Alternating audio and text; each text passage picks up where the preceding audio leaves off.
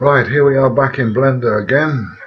This is for lesson 2, possibly lesson 3, depending on where you go on your YouTube channel. So let's get rid of this flash screen. Now we had a look at user preferences, we've had a look at the interface, and now we're going to navigate a little way round the viewport. This here is your viewport. When it opens, we see that we're at angle above it and we're in user perspective mode. Let me just get my cast keys down, something that's quite important. There we are, start display, cast keys. So I've got my center, right, left, select with my right key, select camera with my right key, select lamp with my right key, select what I would call the concrete block, even though it's a mesh. You'll notice a little axis grid here, Z, X and Y.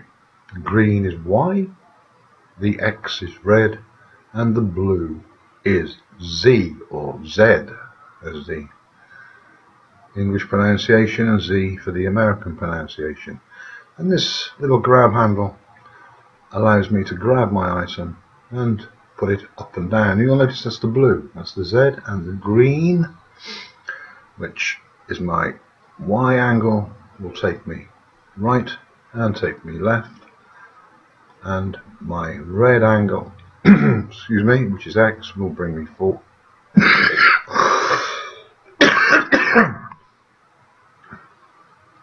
I've just had a biscuit.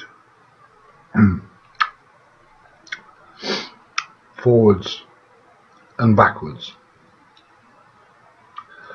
Now on my my three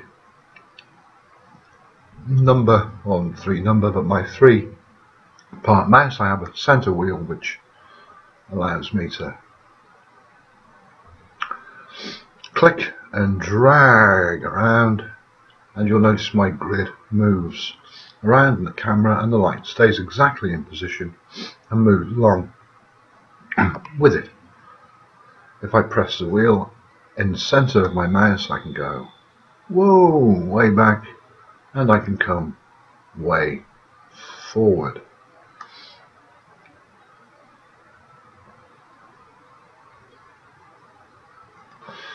Now let's have a look at our numpad. Now on your user preferences,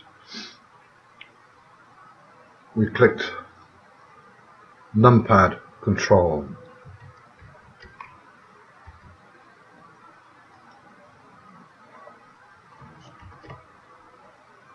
Back ortho, so if we press control 2, back ortho, but it goes up a little bit. Control 3, we go to left orthographic. 4, left orthographic, but it moves just a little slightly. If you're doing detailed work, moves a little slightly back. Bottom orthographic.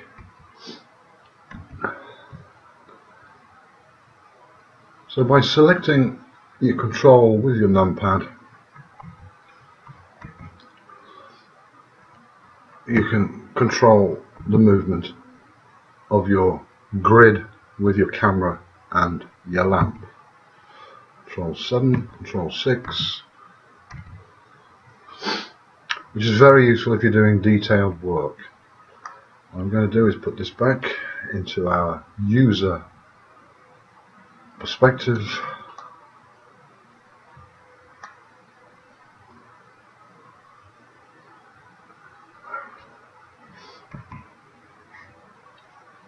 In fact, what I'm going to do is go to view. I'm going to use the quad view. Brings us into 4 different perspectives: front orthographic, right orthographic, back orthographic, top orthographic, which is another very, very useful tool. Let's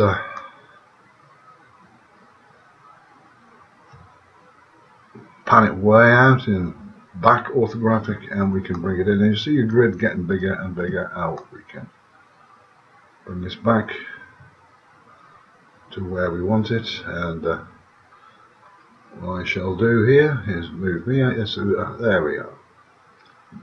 Perspective, that's where I want it. I want it in the perspective viewport so I can see actually what I'm doing. Now, pan out, pan in, pan out, pan in, wherever you are. The Wizard of Oz, I think, kids. And then we can go left and we can go right. So very important to get to learn to use these so you can navigate into this viewport here. It takes a little practice, it doesn't come instantly. But there we have that. Now I don't spend too long on panning in and panning out and panning around and panning left, panning right. We've gone over the grab keys here, or the grab bar, and we'll go into toggle auto view, which gives us the top orthographic, front orthographic, right orthographic, and the user perspective. Very useful when you want to line things up, if you're working with an animation and you've got your character, you're animating an arm on the left side. We've got a straight in front of you, a top view, you can see overhead, bring your camera in, or here, and this is the complete perspective, what you would be seeing in your viewport. So to come out of that, you click view, you go back to split selected area into camera, front, right and top views, and there we go. One other feature here which I think I'll show you before we move on, it's called camera. There's your camera, you select your camera, I go to view, press camera, and your block is actually in the camera view. This is what your camera sees. We'll get into moving cameras a little later on. That's 0 on your numpad or view camera. To come out of that, switch back, and we're back into our user perspective. Right click the block, selected our block. There's just a couple of things there in the viewport. Just play with them. Selecting with your right, unless you change your left or right key on your mouse. I'm keeping it to the right key. It's good to get used to, because there are certain things in Blender where it's easier with your right key. So let's move on. Right, continuing on, you'll notice that we have a grid background which is in different increments and allows us to place, or different divisions rather, subdivisions, place our object within that grid wherever we wish.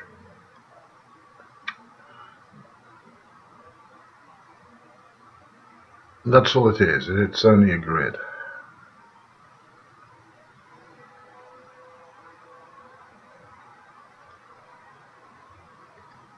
So, I hope I'm not repeating myself. We have a lamp. This lamp will light our scene. We have a camera. What we view through, I just showed you the camera angle of this mesh object, which is a cube. So right click, right click, right click. If you shift, you can control all three objects.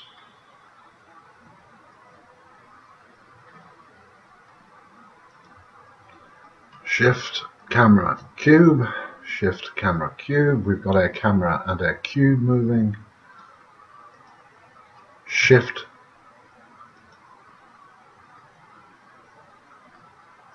light, cube. We've got our cube, light moving. Shift, shift. We've got our camera. Well, it looks like we've got a camera and a cube moving. That's never done that to me before, but I suppose it's always the first time. Ah, there we go. I didn't think it was trying to flummox me, even though I'm not too difficultly flummoxed.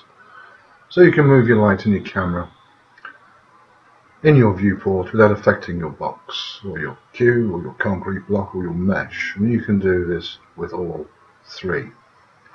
So that's very useful to know.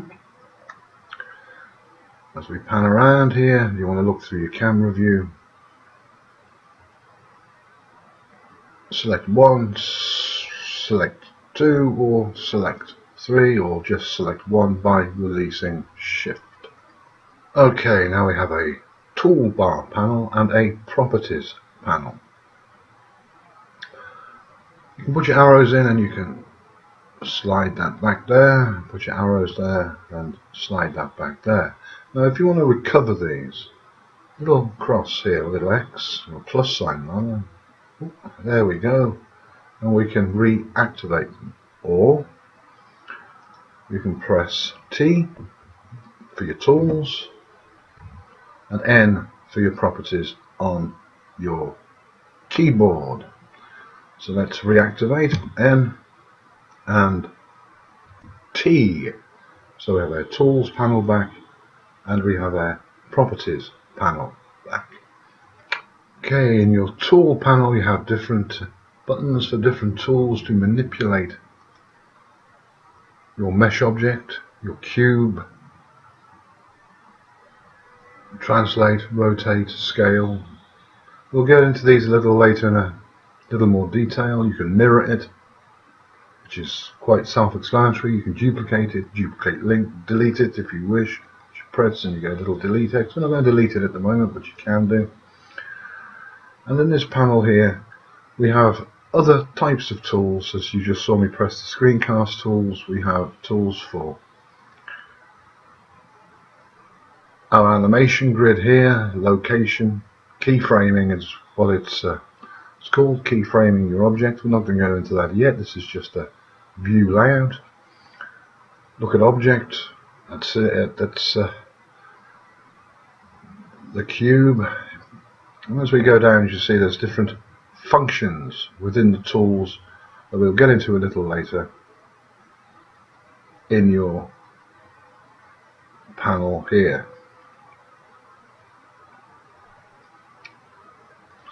Important, these will change depending on what you're working on in Blender. That's quite important. You see something just popped up there, and camera. I believe something just popped up here in the camera. Let's go back to the cube. There you go. You can see the change and you can see that dropping down. So whatever you select in here affects these two toolbars here. You can see different things in the properties panel here. You can say the display, if you press that you get only render, world background. These are all things we'll cover a little later. Shading, if you press that little icon there you get camera path, or for what you're going to do with your camera or your cameras. Background images, add an image. So this is a very, very important thing to learn to use. Convert target. Load a human for your animation. Make clothes, you can make clothes with this. You can even clip this off and put it where you wish. I usually leave it where it is, and you can close these properties down until you're virtually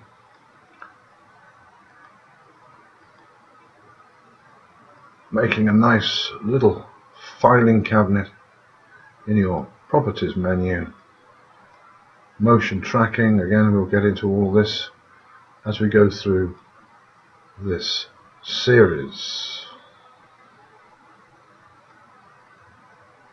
This is I'll just open that up for a second and we'll take a look at it. Okay, now we have an outliner here, and it's as it sounds, it outlines everything that is actually in your scene. So let's close these down. We can either press an N and T, close that down, and we can open up our outliner and we can see rendered layers. Well, we haven't rendered anything yet. World, which is this around the grid, is your world. Camera, we can click camera and we notice our camera clicks on. We can click cube and notice our cube clicks on, and we can click lamp. We can open these up by pressing the plus sign, just gives you a camera. If you had two cameras in there, it might give you two cameras. Let's pull this down a little more.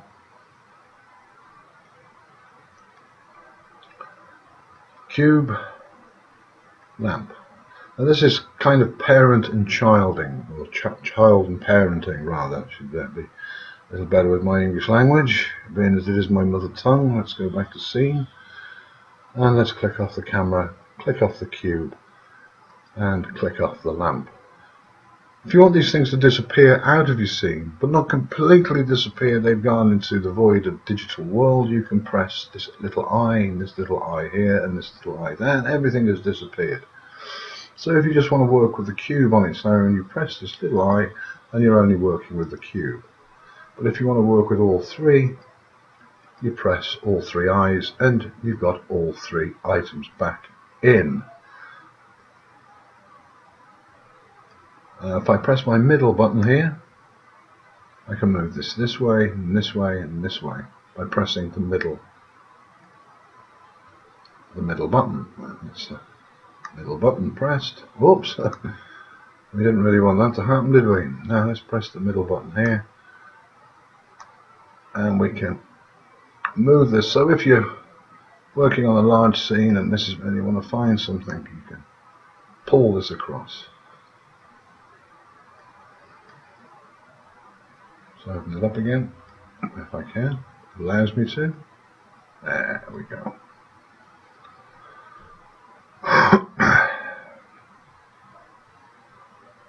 And we have another properties panel here, and this controls your rendering, image resolution, camera settings. Very important.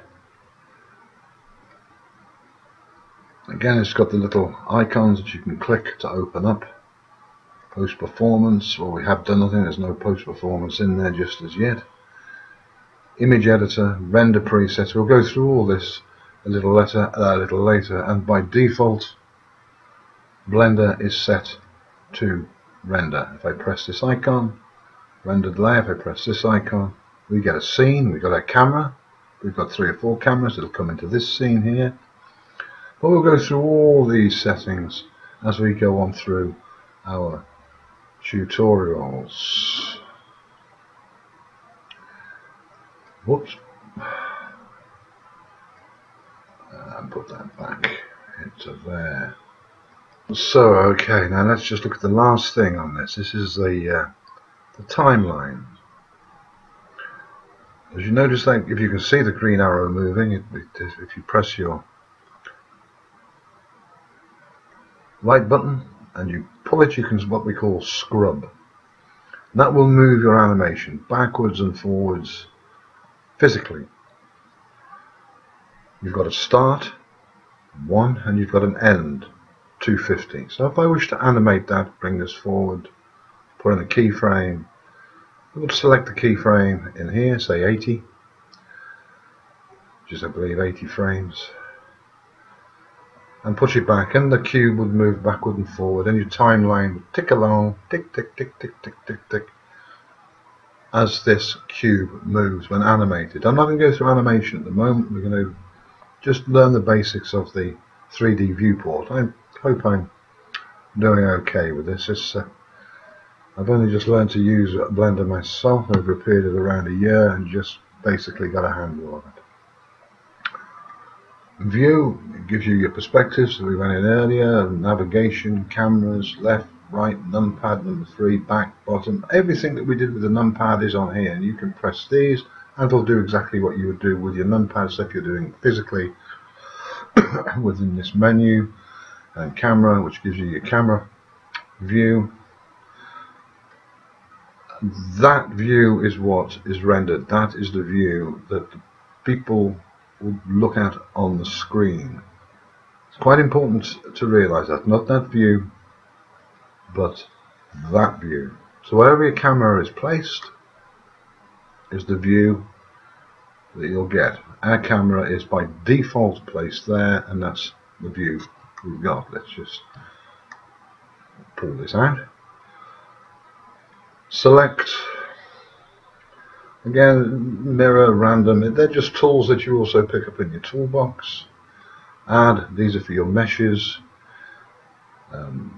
If I wanted to add it's just a quickie, just take a look. If I wanted to add a force field, some wind, vertex, harmonic change, these are all different things. We'll go through certain things in Blender with that. Lamp, point lamp, sun, I can change that lamp there to a sun. I can change it to a point lamp, a hemi lamp, a spot lamp, or an area lamp. Again, we'll go through lighting a scene for Mr Spielberg a little later on. And we've got objects, but here duplication, animation, insert keyframes, delete keyframes. Again, because we always make a mistake when we're doing animation, everything's not perfect. Let's see if we have a mesh. And meshes are quite important. If I want another cube, and there we go, I get another cube. So if I by pressing that, now we've got 2 cubes. Just by pressing the add icon button, selecting a mesh. A mesh is an object made up of vertex points. It makes it so there's hundreds of little joined up dots within that cube. That's why it's called a mesh. We can add text if we wish, which we'll do that again a little later. Is there some text there? Oh, there's a little bit of text there. Now, if I wanted to rotate that text, I've got these little icons here. These are very important. Global, local, normal, gimbal view. I usually use local. I always find it gives me better control. And I'm going to get a little gimbo. Ooh, look at that. There's a gimbo. And I'm going to bring my text up so I can develop that text within my viewport. This is going to get a little bit mucky at the moment. If I want to scale my text, I use that scale button. I can bring it up. I can make it very large. I can make it very fat. I used to be able to make it, but that will generally make it wider. I shouldn't say fat in a tutorial. Get sued. I'll call it wide. Again, you've got your full screen, toggle screen, view all, lock time to other windows. This is other stuff that you don't generally need unless you go into very, very high stuff.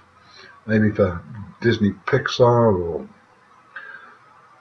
something like that, doing an animation, which I doubt they would let you use blending. You probably have to use Maya, something like that. But all 3D software basically works on the same principle. Once you've got the one in your head, you can generally go on to the other and brush up your skills, and in the end you'll be able to use all 3D packages if you want to be a 3D animator or start your own business by doing animation and throwing your work out there to people. So Blender is very important, in my opinion, as free open source software to learn, worth having a go at.